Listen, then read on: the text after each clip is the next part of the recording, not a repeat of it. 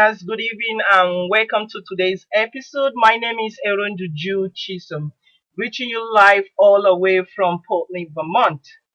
I am a current international student from Nigeria. I'm currently attending Green Mountain College where I am majoring in sustainable business. I sincerely want to take out this very minute to appreciate all those who have been listening to me, either live or offline. Sincerely, I really want to appreciate you for your time, and I want to say, may God bless you for taking out time to hear me speak, regardless of my age, ethnicity, nationality, or race. I will be right back as I take a short, brief commercial break.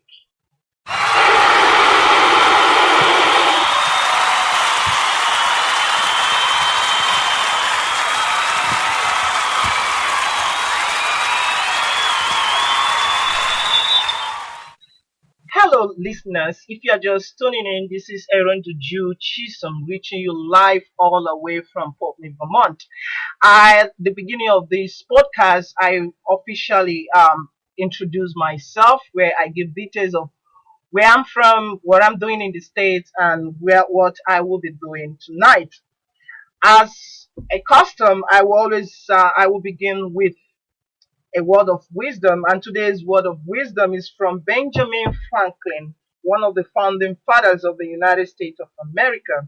Benjamin Franklin is a leading author, printer, political theorist, a politician, a scientist, a musician, and inventor.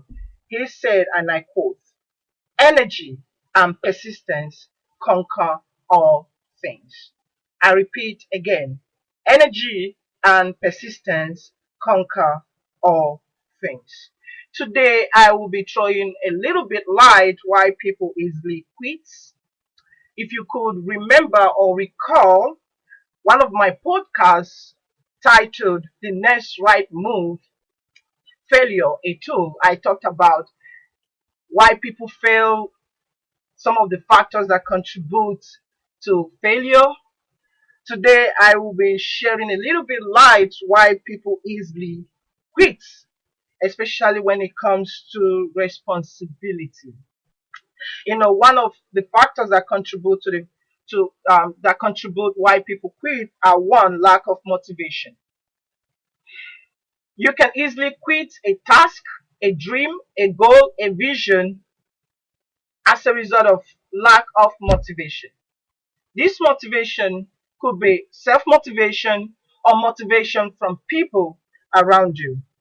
I always say the kind of people you surround yourself with will always determine the kind and type of motivation you would definitely get.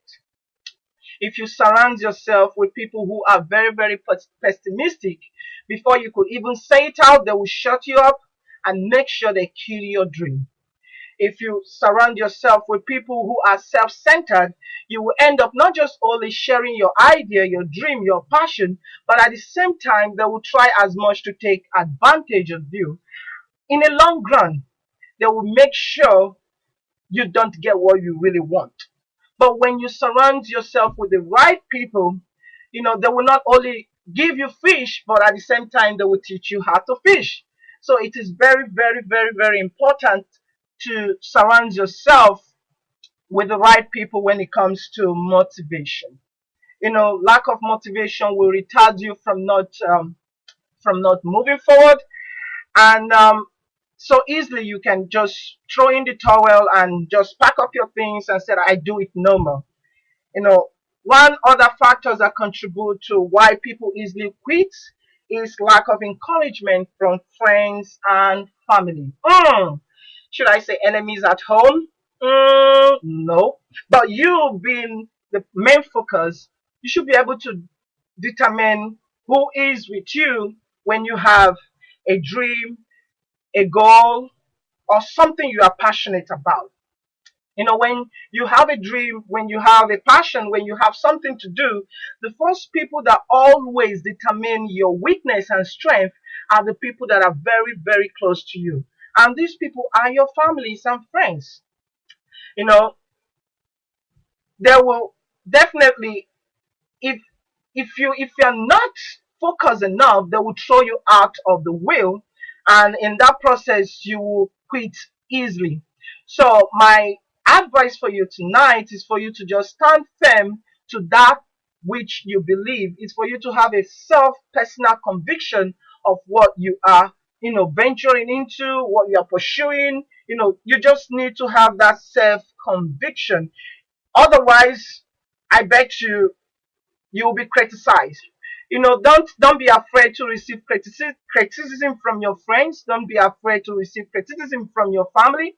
They are there to help you in one way to strengthen your weakness. I'm this kind of person. When you say, Aaron, do you can't do it, that's when I wake up and I walk twice.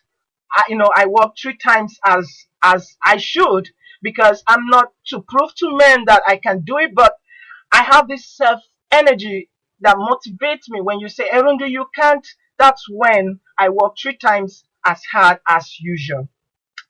I will be right back as I take a brief, short commercial break.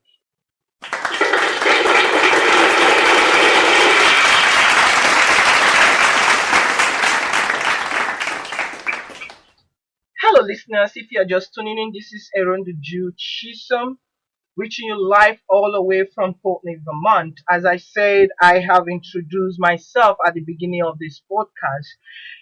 Today, I will be discussing something very key each and every one of us needs to know about. It's about, don't quit, keep trying. Right now I'm trying to discuss more, throw more light on why people quit so easily. The first factor is lack of motivation. The second factor is lack of encouragement from friends and family. Before I went on commercial break, the next factor to talk about is environment. Where you grew up from, the environment you find yourself also determines how far you go in life. When you grow up in a certain environment, it contributes to your subconsciousness, and that can lead to you quitting so easily. Eventually you grow up in a slum.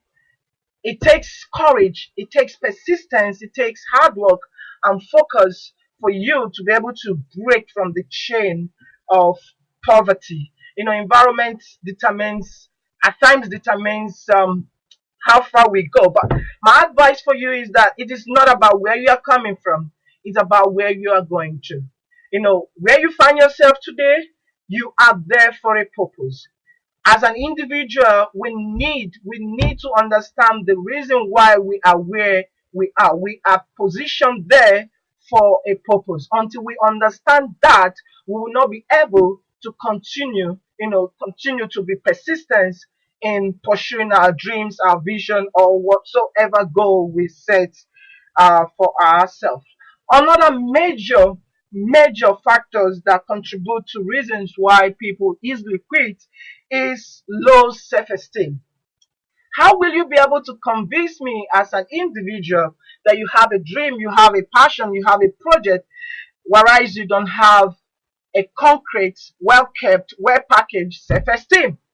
You are shy, you can't speak out, you're always in the closet, so many other things. Low self-esteem, you can't interact with people, you can't break the ice. That's so bad. As an individual, we need to come out of our shell and make sure we take the bull by its horn. Low self-esteem contribute to some of the factors, contribute to the reasons why people easily quit.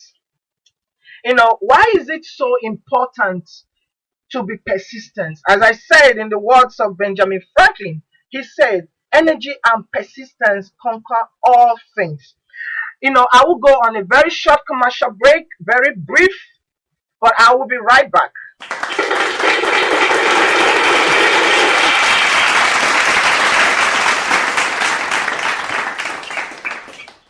Hello, listeners. If you are just tuning in, this is Aaron the Jew Chisom, reaching you live all the way from Portland, Vermont. Today, I'm airing a podcast I titled "Do Not Quit, Keep Trying." So far, I have talked about some of the factors that contribute to the reasons why people easily quit. Before I went on a commercial break, I asked the question, why is it important to be persistent? You know, as a Christian, that's my foundation, permits me.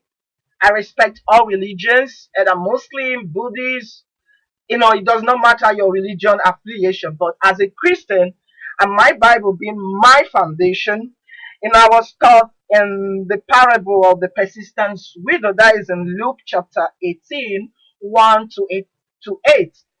That particular scripture said something about a widow in a town that keeps going to this judge for justice. She keeps going. Every day she goes there, she said, I need justice over my adversary. I need justice over my advisor. Only God knows how many times she have been to this judge. But guess what?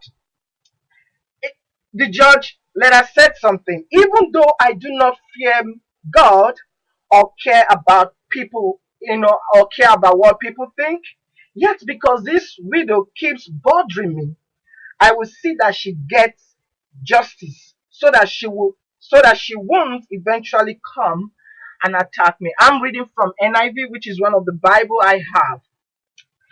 If a judge that doesn't fear God, that doesn't respect man, he doesn't care about who you are, where you're coming from, could say this, then it is to our own advantage to be persistent in whatsoever we are pushing forward for, either dream, vision, projects, academic work. We just need to be persistent to make sure we get what we really want. She finally got her justice because she keeps going to this judge for justice. I would like to share a tip of my experience here at Green Mountain College, how an international student 2 weeks late for class was able to get his first job. And today I'm grateful to God that a lot of things have turned out right for me. I humble myself to appreciate Green Mountain College. When I first arrived Green Mountain College, I set my mind just to get a job on campus in order to offset my bill. I was 2 weeks late. I was 2 weeks late for class. I arrived late, and that did not affect me. But guess what? A lot of students have gotten all the jobs. But I keep going to the financial aid office asking them for a position. But there is one Professor permits me. His name is Professor John Ben Hassan. He is a professor for geography here at Green Mountain. Every day I keep going to the financial aid office. I keep seeing his name as someone who has a job. I went the first time, he said, young man, I don't have a job for you. I went the second time, young man, I don't have a job for you. I keep going there for over 2 weeks. The more I keep going to the financial aid office, the more I keep going to this professor's office. The last time I went to the financial aid office, I saw his name. Am I saying John is lying? No. But it's a test to know if I really wanted something. It's a heavenly test to know if actually I needed that job. The last time I went to the financial aid office, I saw this professor's name. I went to him again for the last time. He said, young man, I don't have a job for you. I now say, Professor, I really understand, but I keep going to the financial aid office, but your name keeps appearing that you have a job. He said, I don't have a job for you. I think the financial aid office did not, I have sent an email to them that I don't have any position open. But to my own understanding, I'm trying to unravel why is it that his name keeps appearing. And I said to Professor John, right there, and that moment I said to him, Professor, if I should go back and find out that your name appears for the second time or for the last time, I wouldn't mind coming to your office 10 times.